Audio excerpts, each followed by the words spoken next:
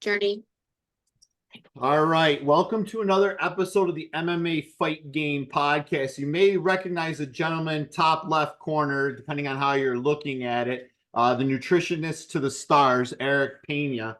But I have a girl at the bottom, young lady, who is killing it in the MMA space, Dara Hedrick. She is the owner, meal prep chef, and owner of Platinum Plate LLC. The claim to fame for Dara, excuse me, I'm butchering her name today, is this is the team that shut up all the naysayers and all the haters for Kayla Harrison's major victory with the weight cut, because there was a ton of haters at UFC 300. This is the team, one part of the team that helped her get to that 135 mark. So it's kind of interesting because I nerd out on this type of stuff. Eric, we've talked to before, he works with Jan Oliveira, Dustin Poirier, as well as Kayla Harrison. Dara has also worked with Paige Van Zant, Austin Vanderford, Impa, who's going to be in the PFL main event, I think next week, or co-main, one of those two. I'm not exactly sure. But I'm glad to have them on. Dara, I truly appreciate time. It's been a long time. I've been trying to get you on a call. And then Eric, as always, it's an honor and privilege. How are you guys? Fantastic. Thanks for having us on. Yeah, absolutely. So, Dara, I wanted to start with you first. So you're a meal prep chef. You're the owner of Platinum Plate LLC. You're a chef to the stars. Obviously, you focus on organic performance, meal prep, private meal service, sports nutrition, holistic nutrition. What got you into all that? Passion. Okay. Well, I've always had a niche for nutrition. I grew up, around farms all my life, so it's always been there, instilled in me. My family, pretty healthy. Although I didn't pursue it until after grad school. So I was going to be work in the school system, be a principal, but I just always had a niche for nutrition, so I decided to let that go. So I started my meal prep business in 2020, took certifications, sports nutrition certifications, did my own studies as well, and started a business somehow through COVID. And I just never stopped cooking. I never stopped writing meal plans. It was working out really well, so I went full swing with it, quit my other job in 2021, and I'm still loving it. I still cook every day. I don't get bored. I just love it. So I'm thriving in what I'm doing, and I love helping athletes succeed through nutrition. Yeah. Now, growing up, did you play any sports? Yeah, I've been an athlete all my life. I played soccer from 5 to 25. Played a little bit in college, and but once you play for so long, I had a lot of knee issues and stuff, but I'm still a very active person. I do jiujitsu now, and I'm always doing something. So yeah. I love it. So Eric, let's talk with you. Obviously, being the performance nutrition coach, how does someone like Dara, or excuse me, Dara, help your job? Oh man, she honestly makes it so much easier. I come up with the numbers. I send her numbers, right? It's not like I have to kind of translate these numbers into a different language. I literally just speak the language I already speak, send it over to her, and next thing I know, she's putting together these crazy meals, 5-star Michelin chef type meals, and I check in with my clients, and it's honestly some of the easiest check-ins I've got. I'm like, hey, are you enjoying the food you're eating? Hell yeah. How's the weight? It's coming down. How do you feel in your training sessions? I feel great. And it's kind of like, all right, we'll go from there. And as the weeks progress, I kind of recrunch the numbers, send them back over to Dara. She shoots me a thumbs up, and the food just gets, the hard part for me just gets done. Yeah. How did you guys link up together to kind of be like partners? So actually through Kayla Harrison, we were looking for, different options, whether that be chefs or meal preps. And, Dara just came on our plate like an angel. And like I said, I got on a call with her. I said, hey, what kind of language can we speak? She's like, I speak macros. I said, great. Next thing I know, I'm looking on Instagram and like she's making these Mediterranean lamb burgers and carbonara pastas and all kinds of different like I'm amazed at the type of food she puts out, man. So yeah, she's been a blessing to not only Kayla, but you know, we got her in contact with Paige Van Zant, Austin Vanderford, and I mean anybody in the South Florida area, whether that's ATT or Sanford or Killcliff or any other gyms or private clients that are willing to work with her. I mean, I recommend her to, I mean, above all. Yeah. So Dara, go for people that don't know, what are your what are macronutrients? So it's your proteins, your carbs, your fats. The main things that help you function in your daily activities that you need. So I make sure athletes are properly fueled through their training, off, in and out of season. I think if you're prepared, then you don't have to get prepared. So, nutrition is everything, especially if you have the correct macronutrients every day. Balanced meal. It was just balanced meals, What's a balanced meal? Like the macros, the proteins, and the fats. What do you guys recommend? Well, it depends on who you are. It's I customize my meals based off of my client. So it depends on your goals, depends on your weight, depends on allergies. I mean, it's everything. So I'd say always reach around 30 grams of protein a day, 30 to 50 grams of protein. And then your fats, I mean, I do it by like hand. So you at least have like half an avocado a day. Get your rice in. I mean, I do a lot of simple, complex carbs. So you need your brown rice, sweet potato, quinoa, some beans. I do all organic, local, grass-fed, just healthy food that is easily digestible. And it's going to be amazing how much you feel because there's no inflammation in what I make, no seed oils, nothing. So it really just is based off of your goals and what we're working with as like a balanced meal. Yeah, it's all relative to the individual. It could Right. even be different in the same individual, maybe a different part of camp, let's say, or Totally. part of their life, right? It kind of just like Dara said, it depends on what your goals are, where you're at in your life, in your fitness or nutrition journey, and who you are, right? It all really depends. I always start with protein. I'm like, at least get your 30 to 50 grams of protein a day. Then, your carbs and your fats, at least make sure that they're healthy and they're clean and you're not eating a bunch of preservatives. So Yeah. Yeah, that's the other thing that's great about Dara and the way she works. I mean, she is using locally sourced, all organic, high quality foods too. So not only are we hitting their macronutrients, whether that be protein, carbs, or fat, or total calorie intake at that, they're also hitting their micronutrient intake. So, we were kind of talking a little before the call, right, about what supplements someone should take. And like Dara said, I mean, if you're eating quality foods like the foods that she's putting out, you can really bring down your supplementation to a minimum. So I think that's a big part of it as well, not just the macronutrients, but also the micronutrients in the food. What do you guys classify as micronutrients? Because obviously us nutrition nerds, well, I'm not as much as you two are, but I kind of have a gist of it because of the CrossFit thing that I do. But what are micronutrients for people who are potentially listening and watching?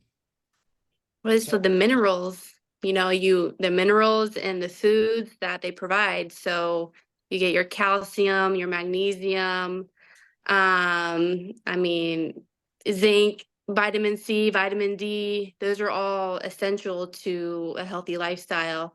Do I think you need to take vitamins every single day and supplements for that? I think it's good. Again, if you have great nutrition, though, you're going to get a lot of that already.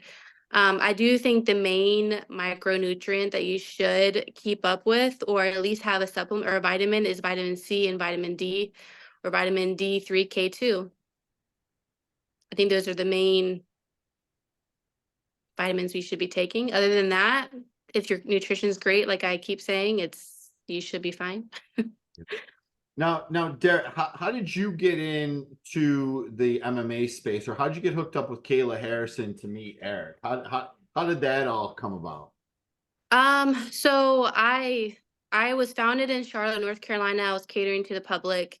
It kind of allowed me to see what I enjoy doing. I loved serving the public. It was great, but I was like, I really loved working with private clients, especially athletes. And it randomly came with like an athlete will come here and there into my business to say, hey, I need a private chef or meal prep chef. And I'm like, sure, I'll do it. So it's just kind of like gradually, every now and then I'll get an athlete at the time. And I really enjoyed doing all their macros, all their calories, making sure they're fueled for their fight or their game or whatever, and see them win. I was like, well, I found a lot of fulfillment in that. Yeah. So then in 2022, I moved to South Florida, and I already have friends here and had a kind of foot in the door already. And so I was managing both businesses in different states. I was doing public meal, just cater to everybody there. And then here, I grew a lot quicker than what I thought. And there's a lot of athletes here too than in Charlotte, North Carolina. But I mean, you just gotta know people. So I knew some people. I was already doing some female fighters, their nutrition in 2022. I just reached out to them. I was like, hey, I'd love to help you succeed in your fights. I'd love to do your meal prep, and you just build from there. And then Okay. then you're going to be catering to Kayla Harrison and Paige and Austin and, world champions. It's just, you just keep working.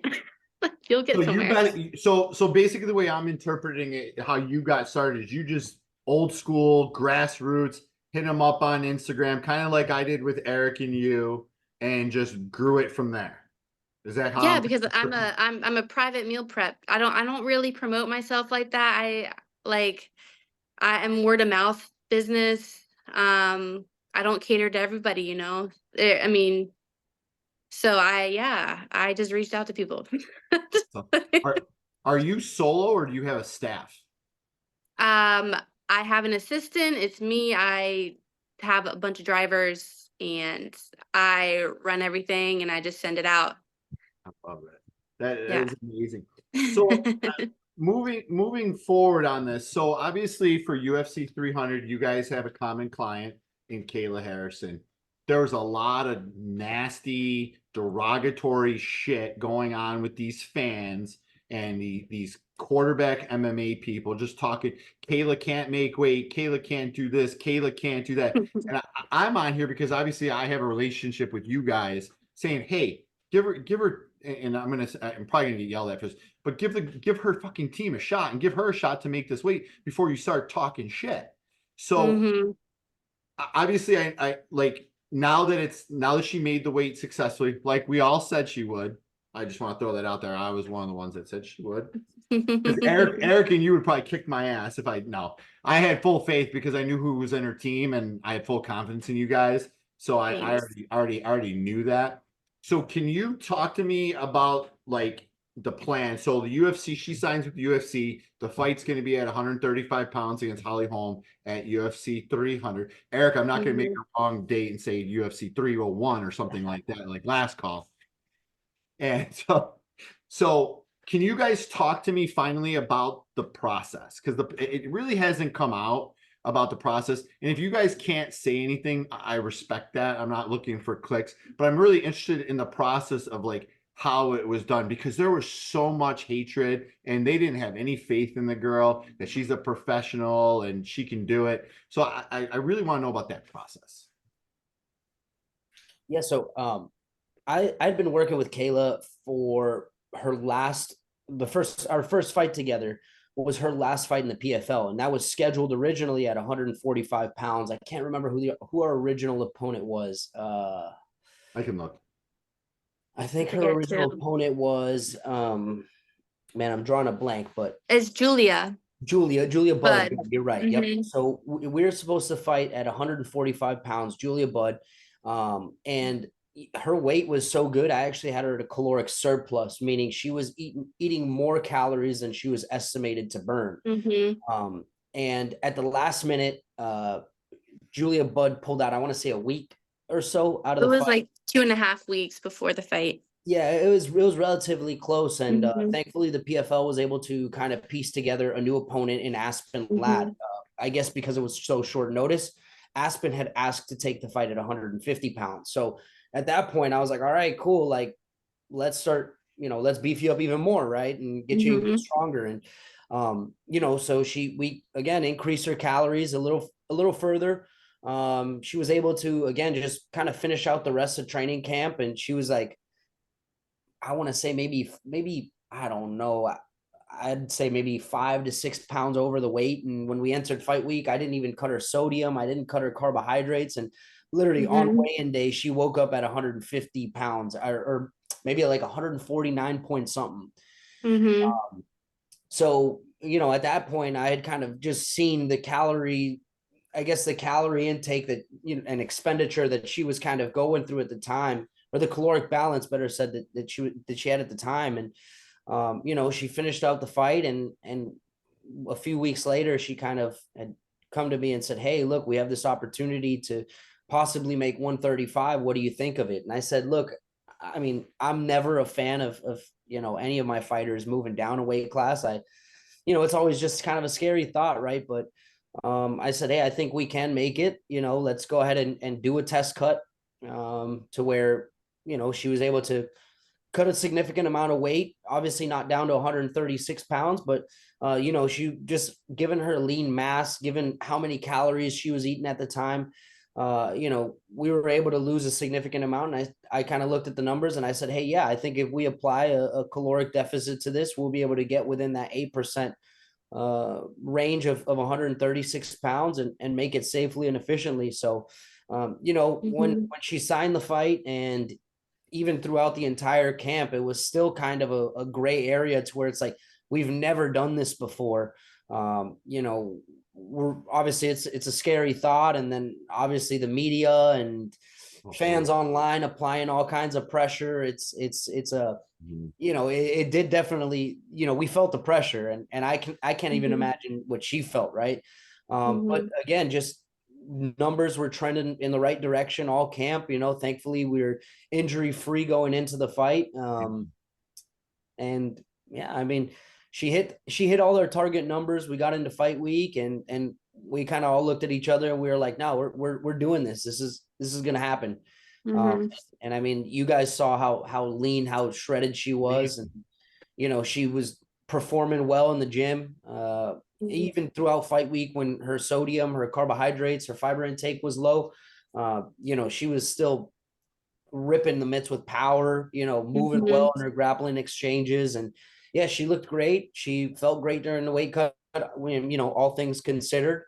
And we hit the mark. Actually, we hit a little under the mark. So she was able to fuel up a little before hitting the official scale. So everything went well.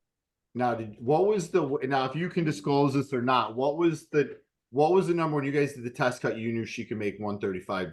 What was that number where you personally felt confident that she could hit 135? So we cut 12 pounds and she was able to continue, but I just kind of look at it and I said, hey, look, we don't need to keep going. I saw what we needed to see. We're not getting paid for this weight cut. There's no point in continuing to, why break the wheels? We'll continue to, or better said, why break the engine? Let's just kind of run the car as far as we need to, and pull back, get ready for the actual fight. And, that's what we did. So when you guys did the test call, what was her weight? Was it like 160-ish? I don't really want to disclose that. Okay. Yeah. That's cool. That's cool. But I do feel comfortable saying she was able to cut 12 pounds and she had more in the tank and cut 12 pounds in the sauna. So and it's fairly easy. I think we did it in like maybe 2 sessions. So. And I want to throw this out there. I did see pictures on Instagram. Now, Dara, I don't know if it was you were there, but Eric, I did see you in there grinding, being a teammate, being a friend, being a coach in that sauna, sweating with her. Oh, Daryl was there too. She was there. She was supposed to go to the PFL fights, I think it was that night. So she was all dressed up and she was in there getting sweat on her as well. Oh yeah. K Rock, is that who you're talking about? No. K Rock was there as well. Daryl was there. Coach Jeremy was there. Mike was there. Ali was there. We had a whole team with us, man. She had a nice little posse with her. We were there supporting her in whatever way we could. But yeah, we were all there. I saw some pictures with her of friends of mine at the Fighter Hotel that she was staying at UFC 300, and she looked in great spirits. You know, sometimes you see some of these athletes, and I never like talk to these athletes when I know they're going through a weight cut. I kind of avoid them, or I'll say hello, good luck, but I leave them be. But you know, Kayla looked amazing. She looked friendly, and when she hit that scale, when I tagged both of you in the post, I mean, all the buzz was she made weight and she looks jacked and amazing. So how good does that make you guys feel? And then Dara, I do want to tie something in with my question, but how good does that make you feel, like giving a big F you to all the critics and, you know, the work that you guys did to get this future champion where she needs to be? I don't care about what everybody was saying. I mean, it was funny to see how everyone flipped, but at the end of the day, I was happy to see that Kayla's getting her full purse, that she, you know, I was happy to see the smile on her face. I was happy to see that she was happy, healthy, you know, she was ready to fight. That's really all I care about. I don't care about what all the people who are talking shit are saying now, you know, like they can go fly a kite. I love it. So Dara, talk to me. So tie in your meals to like what Eric's doing. Like at the start of the weight cut, like give me like one meal, like kind of like break that down, like meals, and then when it gets closer to the edge, like what do you do? What do you do? Do you do less macronutrients, micronutrients? How does that all tie into what Eric's trying to do? Well, so he sends me the numbers, right? Preferably like 4 to 5 meals a day. He sends me the macros per meal, and I get it done. And it really is also more than just macros and calories. It's based off of her health, or my fighters or my athletes' health, their allergies, and I take all that into consideration. So if they have a thyroid issue, whatever, I choose the best foods for you with the macros and calories in mind for that person. So again, every client is different. Every client is customized based off of their whole health. Yeah. And Now, again, if I could jump in on that, go ahead. like one of the things that Dara isn't I think she's just too humble here, but like really the way she makes these meals, it's I can't imagine how a fighter could hate dieting, right? Like I see some of these guys that are, you know, that really don't care. Like they slap together, you know, some ground beef, some rice, and they put some ketchup on it. Sure, it hits the numbers, right? But I mean, dude, you're with Dara, you're getting variety. I don't think that they're really ever eating the same thing twice unless they ask for it, right? But for the most part, I mean, it's like literally like you're getting Mediterranean for, you know, lunch, and then for dinner you're getting some sort of Asian dish, and then, you know, you're getting a burger, you know. It's like I'm like, you're putting some love into this food for sure. Yeah, and I think that's one of the like, seriously, like you gotta give yourself flowers there. Thank you. Chef's kiss. I just feel like it doesn't have to be stressful. It doesn't have to be hard. I find a lot of joy in cooking. So for me, it's like a joy to make it fun, to make it exciting. Because it totally sucks cutting weight. And so I just love making my client feel like, oh, I got this, you know, it's just less stress. Plus I'm getting joy out of it. Hopefully they're finding more joy in it. And yeah, all about variety. I mean, I believe in eating all of, like, the healthy things, and you know, so I put a lot of effort into it. Yeah. Well, it can show because obviously, if you weren't good at what you're doing, you're not going to work with the guy to the left. You're not going to be working with world-class athletes. So it definitely shows. If there was one dish that you prepare that is you have raving fans about, and Eric, jump in if you want to, what would it be? Can you break it down for me? One dish. I mean, that's a hard question. I don't really, I get a lot. I mean, they like a lot of my food. So, I mean, I love making like lasagna. People like the lasagna. People like the tacos. I make a lot of familiar foods, but like the naughty foods, but I turn it nice type thing. Um, I mean, it's your body is really smart. Like it knows what it's doing. It just needs to be given the correct things. You can have a burger, like you're cutting weight. You'll be amazed at what you can eat when you're losing weight. People think it's just like rice, broccoli, whatever, chicken, I use all the vegetables, all the fruits I can, all the protein, but I use my creativity. I don't really have like specific entrees that I always make. It's just whatever. It's always different every week too. It's never the same. But I'll give definitely you an example. Italian. Okay, I'll thank give you you. an example, right? So I always like to ask on fight week, right? And I'm like, hey, like, what do you like to eat? You know, if you could have one perfect dish, what would you like to eat? And again, normally I'm working with guys that are slapping, ground beef, rice, and ketchup on there. But Kayla hits me with the, hey, can you give me a carbonara? And I'm like, how am I gonna make a carbonara? Like, Right up my alley. where do I even start? So I like called Dara. I'm like, hey, do you have a recipe? She's like, don't worry, I'll be over at the Airbnb. I got you. Next thing I know, I like get back from I don't even know where we were. I think I was also working with Elvin Espinoza on the PFL card that week. So I think I got back from cutting weight with him or something, and boom, there's a carbonara. She's like, oh, there's extra.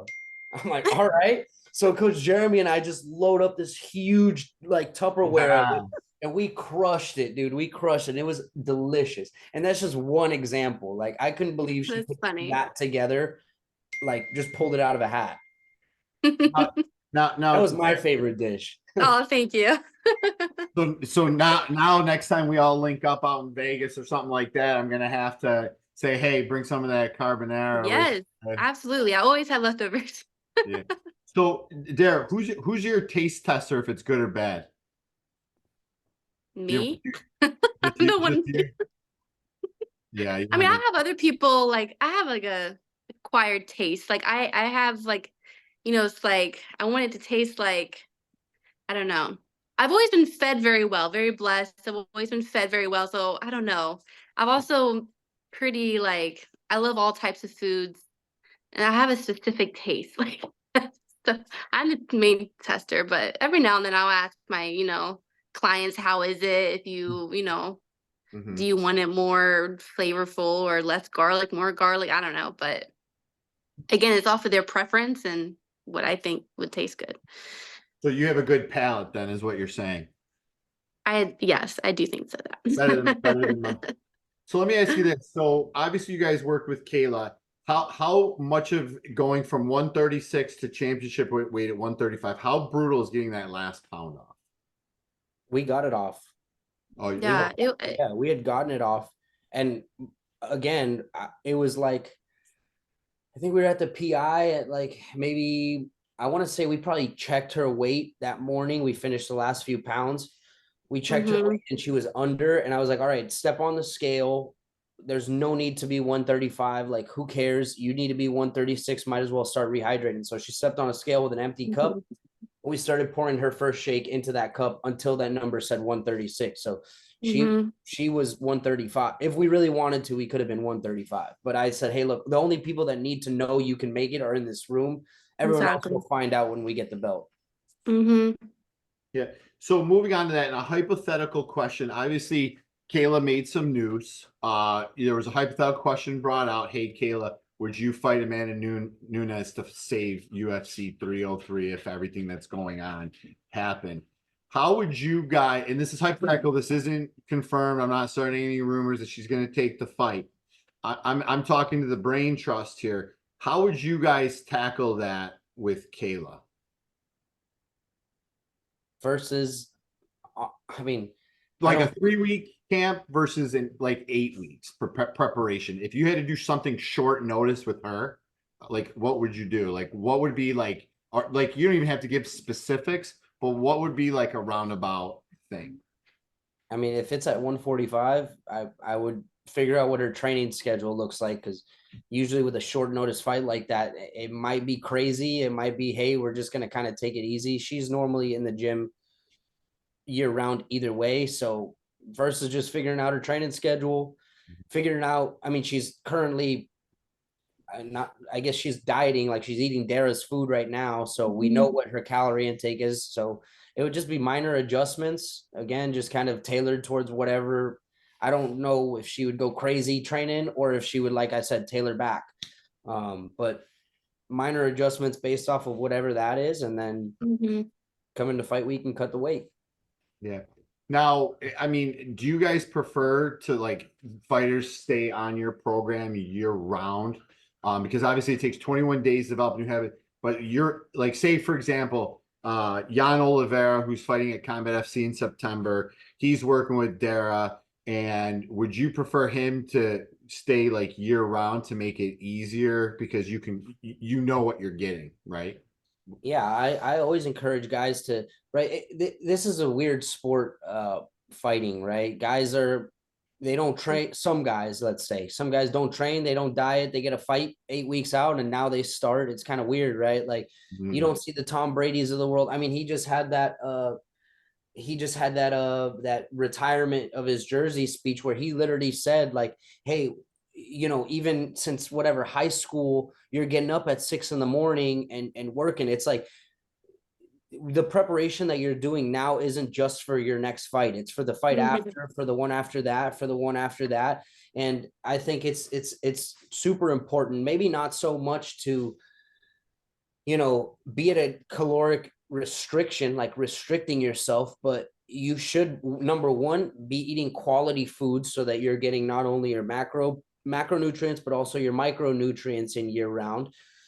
Two, it's good so that one, your nutrition team, your performance team, strength and conditioning coaches, your MMA coaches, we're not left in the dark, right? I know that you've been, let's say, training your striking. I know you've been training your grappling. Same thing with us. Like, I know you've been eating 3,000 calories. I know you've been eating 2,000 calories, whatever it may be at the time, right? I at least I know, right? And then three, it's not necessarily to maintain a certain weight, right? I hear a lot of guys say like, oh yeah, out of camp, I need to keep my weight under a certain number. No, it's more so you need to kind of have your calorie intake at a certain number so that when it comes time to, let's say, cut the calories, we can cut them, or vice versa, bring them up, right? It's almost like when guys come to me and say like, oh yeah, I have a fight in 8 weeks, and I say, how have you been eating? And they tell me, I don't know. It's like, all right, I have to take time to feel my way around that dark room before I'm stubbing my toe on the coffee table or my shins banging up against the couch, right? I have to learn what you're doing before being able to implement anything. Because if you're eating 1,000 calories and I put you at a diet that's 2,000 calories, well, your weight's going to go up, So I think it's extremely important. And then on top of it, you want to fuel your training. So I assume you're training outside of camp, and you definitely have to fuel that, right? So Yeah. So obviously we talked offline. Talk to me, and I want to hit. Actually, let's stop there. Were either one of you guys at UFC Louisville last week? No, I had a guy fight on the card, but I worked with him remotely. Okay. So was there problems with the scale because a lot of fighters were weighing in heavy? Yeah, so it was funny. I was working with Jesse Butler, his bantamweight debut. Okay. And normally, with a beam scale, so where the commissioner gets to kind of jiggle a weight around, normally, basically what happens is that weight kind of hits a counterbalance or a counterweight on the other end, and you have a little bit of leeway, whether that's half a pound. I mean, I've had athletes get like called a whole pound or pound and a half underweight. versus a digital scale where you step on it and that number is what that number says, right? So sometimes an athlete, let's say we get out of the sauna and they're like, let's say, for example, 136.2. At that point, I'm like, all right, let's just go weigh in, risk it. If the commissioner calls you and says you're good, then great, go ahead and rehydrate. If they say you're 136.2, all right, now we get back in the sauna, but there's no need to, I guess, overexpose yourself to heat if you can get that 0.2 off anyways, right? So I was in communication with the UFC's team, and I was like, hey, you know, do you think that we have a little bit of leeway, or should I have them go back in the sauna now to cut weight? And they were like, no, dude, they're calling it on point. So I guarantee you that's what was happening. A lot of athletes were maybe like, okay, 0.2, they're going to give it to me on that beam scale. They get up there, they're not on weight because the commissioner was probably really anal about it, getting like stopping right in the middle of that counterweight. And then, you know, they have to go back and cut the weight. But I think only one fighter missed weight, if I'm not mistaken. So I'm sure whatever happened, like it was an easy fix. Guys would just kind of go back, cut the weight, and get back on the scale, you know? Yeah. And before we wrap this up, talk to me, like we talked offline, talk to me about the importance, because obviously, you know, I do cross. It's a little bit different than mixed martial arts, but what I see with these athletes is they're continuously working out, they're constantly sore, or they're getting hurt. How important is it that do you guys stress to your athletes about recovery and rest? Yeah, it's huge. I mean, uh, if you think about it, you have 24 hours in a day. Realistically, let's say you're doing 3 training sessions, maybe one of those is 2 hours and the rest of them are an hour each. Like that's 4 out of the 24 hours of your day, right? So I mean, for someone to take it easy on their recovery or on the other 24 hours of the day, right, that's pretty stupid. And especially in a sport like MMA, it's so rough. You know, a minor injury can turn into a major injury in the blink of an eye. So that, along with inflammation, along with just the quality of your training sessions, along with the quality of your sleep, the quality of your, you know, your mood, all this is kind of dependent not only on how hard you're training, but also, you know, how hard you're recovering. Yeah. Now, Dara, to get you involved, what are the best foods for somebody to eat for like say inflammation and help them to sleep better? Is there anything out there, any tidbits you can give? I just tell my clients to eat food that is in its most natural form. That's how you're going to get rid of inflammation. Get rid of just unnecessary additives in your food and preservatives. Lower your sugar. Just eat food in its most natural form. Yeah, absolutely. And then, so obviously we talked offline about, you know, the drama surrounding UFC Saudi Arabia and UFC 303. Is that working with athletes that are on the card, off the card? Obviously, Eric, you have was it Marcy? Macy, yeah. Yeah, she's got a big fight against Silva, right? Yeah, Myra Silva. Yeah, that's gonna be a great fight. I'm excited about that actually. Yeah. But and you'll be out there for that, right? Yes, sir. Yeah. So if you had a client that was in the main event or the co-main event that is strongly rumored to be changing at this point, and say it wasn't your client that was getting it and they're trying to get a replacement, do you guys approach that differently? Obviously, Eric from a nutrition standpoint, and then Dara from like a food preparation. Do you guys change anything, or you kind of just go by the macros and what they need, what they're doing, and just? I always say you continue to do exactly what the plan was until you get the call from the UFC or PFL or whatever the organization is, and they are 100% confirmed that it's off. Until it's 100%, you're still fighting and you're still you truck on as if normal. And then Dara, what kind of recipe you got for chocolate chip cookies? Well, What kind of recipe? Yeah, what do you Gotta get my got? pen and paper out. If somebody's a chocolate chip cookie connoisseur, how do you hook them up? You got another one right here. So Okay, now you're outnumbered. I mean, what do you like? Do you like I mean personally I make them, but they're more like healthy. You know? the I way mean you make food I doesn't just matter. love I'll just take it. use all real ingredients. Use farm fresh butter and your flour and eggs and real chocolate chips. I mean, you can't go wrong. Sea salt, I mean, it's really all you need. Baking powder, baking soda. So Throw it all together. you would actually love it up here in New York State where I am, because we have a place called Lamb Farms. They're like the second biggest dairy farm in the Northeast. Oh Complete. yeah, I'd be in heaven. But Like, hear me out. They actually raise Japanese Kobe beef cows. oh nice. So they like have a cow come over and then they inseminate it, and that's how they produce them. That's lovely. And they Did actually, do you I Go ahead. love that because do you know that most grocery stores, if they sell you ground beef, it's actually not just from one cow. It's from all cows around the United or wherever. They just, I mean, you don't know where it's coming from. You don't know what's been fed or anything. It's just nasty to me. Like, but if you buy these local products who grow their own beef and their own farms and whatever, you know what you're feeding yourself. and we And actually, you feel better. You can feel it. yeah. Like when I eat Chipotle chips, I love the chips, but then I feel like shit after. Right? Yeah. Like it doesn't love you. You may love it, but So we actually have an egg producer here, like Eggland's Best. It's either they produce 6 million eggs a year or 60 million eggs a year. wild. That's here.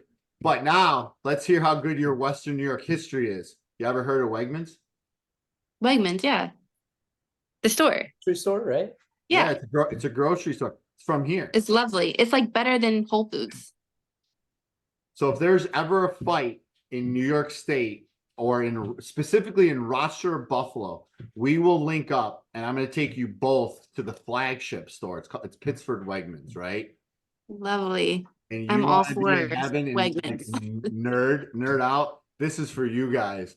I'll take Oh it. yeah. We'll get the cameras going and we'll blow it up for sure. I'd be in heaven. Yeah, absolutely. And then Eric, real quick, obviously Dustin Poirier, in New Jersey at UFC 302. I've seen a lot of Dustin's fights. I think I was turned on to Dustin back when he was on Fightville, and we're gonna wrap this up soon. In Fightville, does he got one more in him? I mean, as a fan, I sure hope so, man. I do too. Yeah, as a fan. But at the end of the day, man, whatever he does, man, he's got to be happy in it, and he's going to be. He's got a family. He's got tons of businesses outside of fighting. He can do whatever he wants, to be honest. I mean, he's the man. I was extremely impressed with that performance. Obviously, you being in his corner, I obviously knew he was going to perform well, but it was one of his best fights. Even if it didn't get the right end of the call, it was still a hell of a fight. Before I wrap this up with you guys, is there anything you guys want to do or mention before we go? Dara, obviously ladies first. About my meal prep business or about what we've been talking about? If anybody wants to let's do this. Let's plug you guys, right?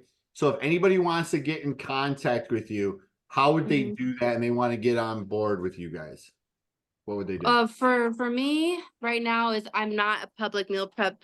It's private. So if you want to reach me, it'll be specifically by email, or if you know a friend that I provide food for, then you can ask them. But again, I'm a private meal prep chef. You can reach me at platinumplatellc@gmail.com. Okay. I might be having my website it's all being rebranded because I was a different name. But it's still going to be a private thing. But right now, email is best. I love it. I love it. What about you, the nutritionist to the stars? I mean, you can find me on Instagram at penaperformance. Yep. I think there's a dot. I think it's pena.performance. Yep. I'm not very technologically savvy here. I think my inbox is full still.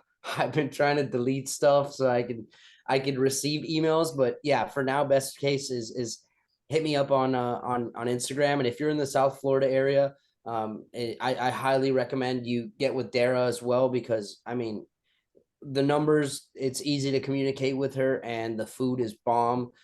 So all that, you literally have no excuses. You have no excuses. The food is just going to be delivered, to your front door, and the food is, like I said, 5-star. And yeah, I highly recommend, especially for any athletes that are cutting weight or have to make a certain number on the scale. Don't make it don't do the hard. I guess don't take the hard road, right? Make it easier on yourself. Hit up some professionals, and again, just literally open your front door and eat. Yeah. And you can also find me on Instagram at platinumplatellc, so you can get an idea of what I do. Yeah, and if anybody wants to reach out and has a hard time getting in contact with these guys, just message me, and I will get in touch with them and pass along the information. Now, Eric, you're going to be out at UFC 303. Are we going to get some chocolate chip cookies and some carbonara delivered, and that we can pick out and kind of FaceTime and maybe do like an Instagram live or something? After maybe Macy has a. Yo, listen, man, I could buy some chocolate chip cookies, but I'm not even gonna attempt her recipe. That's how like sacred that is. No, You're gonna have to wait until you see us both, and she can work her magic. Hey, what about UFC 306 at the Sphere? Are you going to be out there? It depends. It depends how my work schedule is. If I have a lot of clients here I need to cater to, especially if they're in prep season, then I'll be here, but I'm not quite sure yet. We'll see. Okay. All right. And then the last thing I want you to do is be aware, because I'm talking to you guys. So the next hotspot for mixed martial arts is going to be the New York area. It's specifically Buffalo, Rochester, Syracuse, and the Southern Tier. We got a lot of growing prospects. The first one is going to be Liam Anderson. He's on the Contender Series. You have John Piersma, Jacob Bone, Mason Lewis, Vinny Iannuzzo, Jake Hicksenbach. These are all athletes that I've told them. So if you get messages from these guys, this is the next wave. This is going to be the next hotbed. So remember who told you first, New York MMA is going to be on the rise. The same guy that believed in Kayla making 136 the whole time, huh? Oh, yeah. Because I know her team. Her team is you get solid people on a team, that know what they're talking about, know what they're doing. It's like, I mean, to be honest, I already had an unfair advantage because I knew who was on her team, and let's go. And Kayla's got 2 babies, right? 2 kids. Yeah. And yeah. Dude, how do you go against a mother? I've learned the hard way. You can't. Yeah. Yeah, you can't. All right, so there you have it, guys. We have to give her flowers too, because at the end of the day, like, she's the one that she's disciplined, hustled, determined, disciplined. Like, she does what she says. She said she's gonna make 135. It was like once she made that decision, my dog says hi. I know. I love the cameos from him. Eric's talking and I'm laughing. Look at him. Kettlebell, come here, Kettlebell. He wants to be involved. Once she made that decision, we already knew that it was going to happen. Yeah. I mean, and again, we could crunch numbers and make food. Yeah. We're doing the easy part. My pups, it's doing the hard part. Bedtime. Yeah. So this is Kettlebell Jane. She's making her world debut. That's cute. Kettlebell Jane. So, but there you have it, guys. Eric Pena from Pena Performance, and then Dara Hedrick from Platinum Plate LLC. Obviously, a major component to some major MMA athletes in combat sports. If you're a combat sport athlete, message them. They're the team to work with, especially in South Florida right now. Hopefully, they grow and they get bigger and they reach mine. So, guys, I truly appreciate your time. I know I've been harassing you guys a lot to come on and get you guys on board. I really appreciate the time. Just sit tight, okay? Of course. Right. Thanks for having me. Yeah, thanks for having us. Yeah. Absolutely. It was a pleasure. Yeah. Hold on.